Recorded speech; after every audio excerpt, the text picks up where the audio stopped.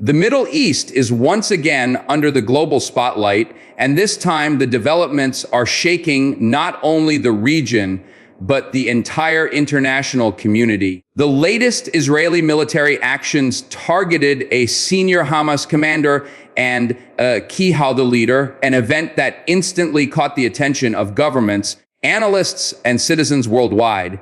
As these strikes unfolded, Iran denounced fresh sanctions imposed by the United States, framing them as an act of aggression and another example of what it calls economic warfare. This situation is not a simple conflict between two sides.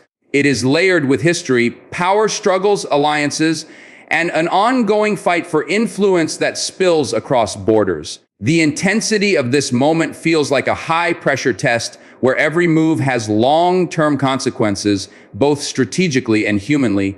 On the outside, this strike may appear as just another episode in a long list of clashes between Israel and militant groups.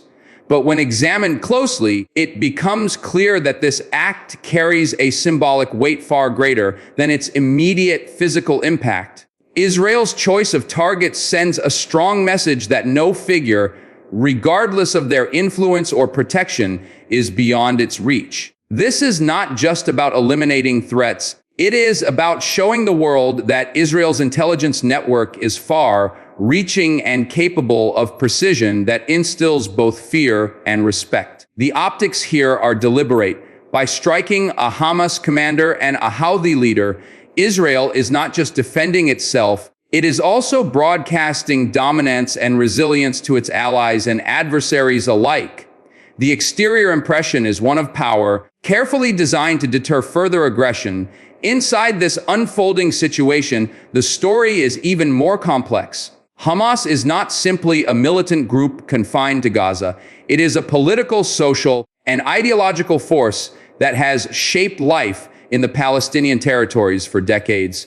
The Houthis, rooted in Yemen's turbulent landscape, have grown into a regional player with their influence stretching far beyond their borders. Both of these groups are heavily connected to Iran, receiving not only moral support, but according to many intelligence sources, material assistance as well. By striking their leaders, Israel is not just dismantling tactical threats, it is challenging the architecture of Iran's proxy network. This adds another layer of tension because the strike indirectly hits Tehran's broader regional strategy. Iran's denunciation of sanctions comes at this very moment, making the connection impossible to ignore. The sanctions weaken Iran economically, while Israel's strikes attack its proxies militarily. Together, these moves form a coordinated pressure campaign that Tehran cannot afford to downplay. When evaluating performance in this conflict, Israel's military machine once again demonstrates why it is regarded as one of the most capable forces in the world. The precision of these strikes reflects not only advanced technology, but also intelligence capabilities that require immense coordination. To track, locate, and successfully target high-level figures in hostile environments is no small task.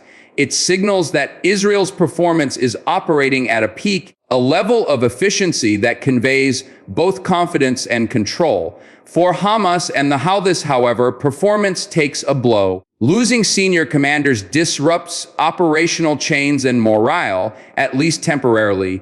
Yet history shows that these groups have a tendency to recover, appoint replacements, and continue their activities. Their performance is uneven, marked by resilience, but also vulnerability. This constant cycle of loss and adaptation makes the conflict less about single victories and more about long-term endurance. Safety becomes an ironic concept in this theater of war. Israel frames its actions as preemptive measures to ensure the safety of its citizens. Eliminating threats before they materialize is a core part of its defense doctrine, and these strikes are consistent with that philosophy. For Hamas and the Houthis, however, safety is elusive. Being at the helm of these organizations now comes with an unavoidable risk, becoming a direct target. Leaders are forced into secrecy, constant movement, and elaborate security measures that still often fail to shield them from precision strikes.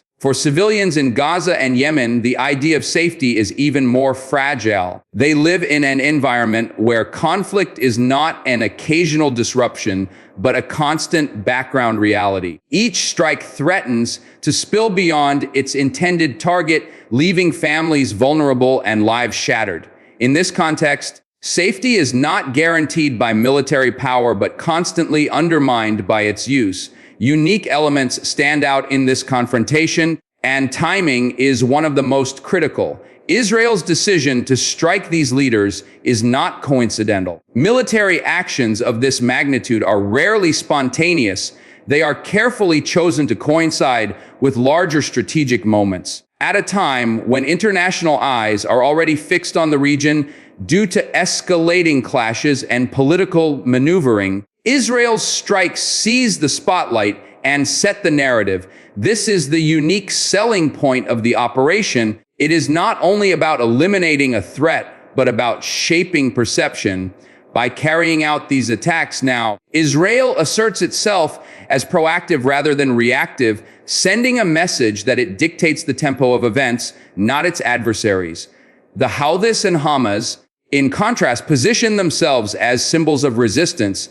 Their narrative is that no matter how powerful Israel becomes, they remain steadfast. Iran, always eager to amplify its role, frames sanctions as proof of its victimhood, turning economic restrictions into propaganda fuel for its defiance. Each actor is selling its version of the story, and in a media-driven world, perception is nearly as powerful as military success.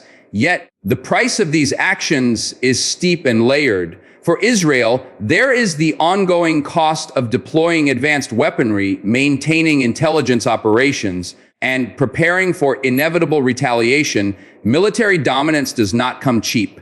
Economically, each strike adds to the burden of a nation already balancing domestic challenges and international diplomacy.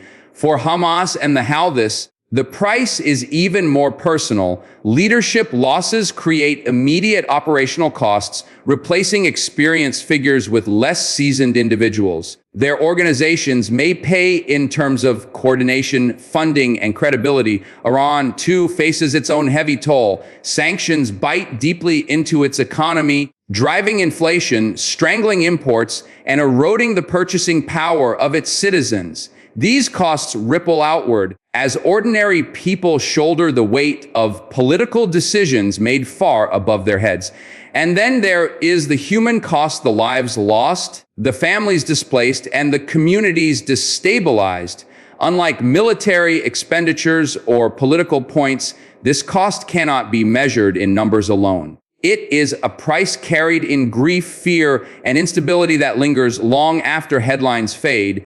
The broader performance of this conflict must also be considered in the long-term context. Israel's strategy has often been described as mowing the grass, a term used by military analysts to describe the practice of periodically striking militant groups to prevent them from gaining too much power. This approach demonstrates consistency and control, but it also reveals the cyclical nature of the conflict. Each time a leader is removed, another rises to take their place. Each strike disrupts but does not destroy.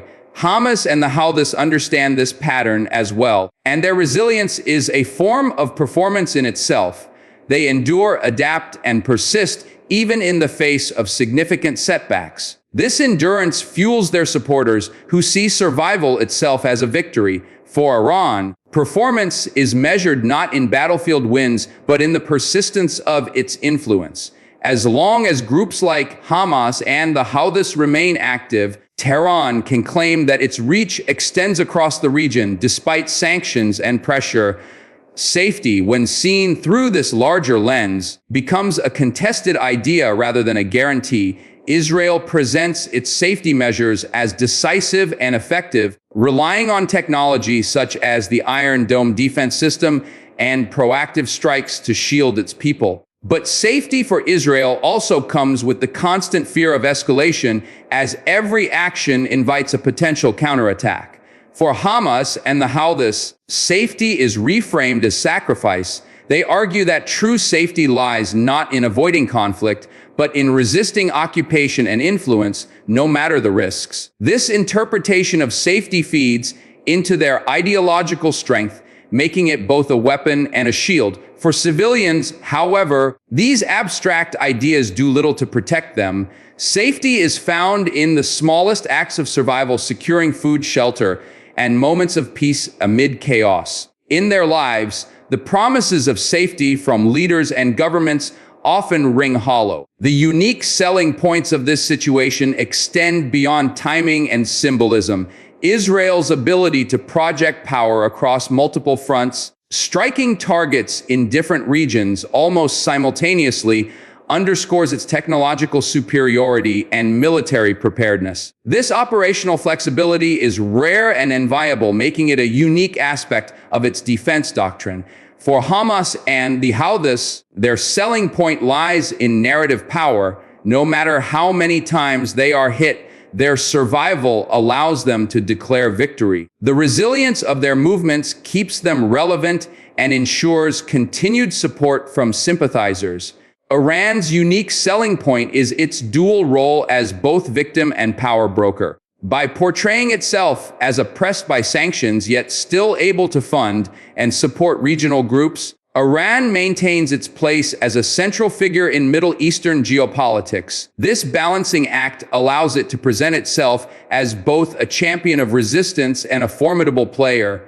The price, though, continues to rise. Escalation threatens to widen the conflict, drawing in regional and global powers. Each strike risks igniting a broader confrontation, potentially involving Lebanon's Hezbollah or other actors aligned with Iran. For the United States, the price comes in the form of deeper entanglement as sanctions and diplomatic maneuvers tie it further into the conflict.